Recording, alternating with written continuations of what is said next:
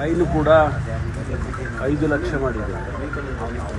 ಇದು ಸ್ವಲ್ಪ ಕಾನೂನಿನ ಬಿಸಿ ತಟ್ಟಬೇಕಲ್ಲ.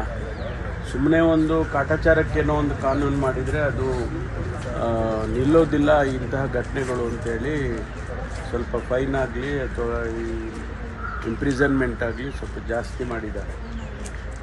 ಅದರಿಂದ ಒಂದು ರೀತಿ ಡೆಟರೆಂಟ್ ಆಗುತ್ತೆ ಈ ರೀತಿ ಮಾಡೋದಲ್ಲ ಅಂತ ಆ ಉದ್ದೇಶದಿಂದ ಮಾಡಿದ್ವಿ.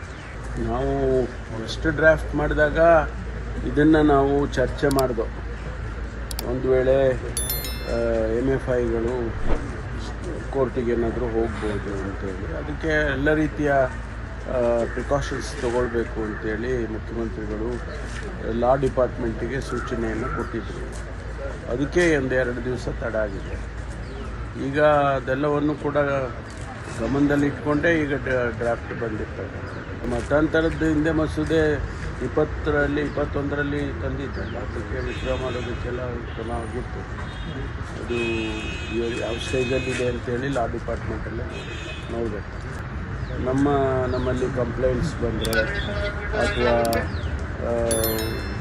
ಬೇರೆ ಫೋರ್ಸ್ ಮಾಡ್ತಿದ್ದಾರೆ ಅಂತ ಏನಾದರೂ ಬಂದರೆ ಅದನ್ನು ಇಲಾಖೆಯಲ್ಲಿ ಕಾನೂನು ಚೌಕಟ್ಟಲ್ಲಿ ಏನು ಮಾಡ್ಬೋದು.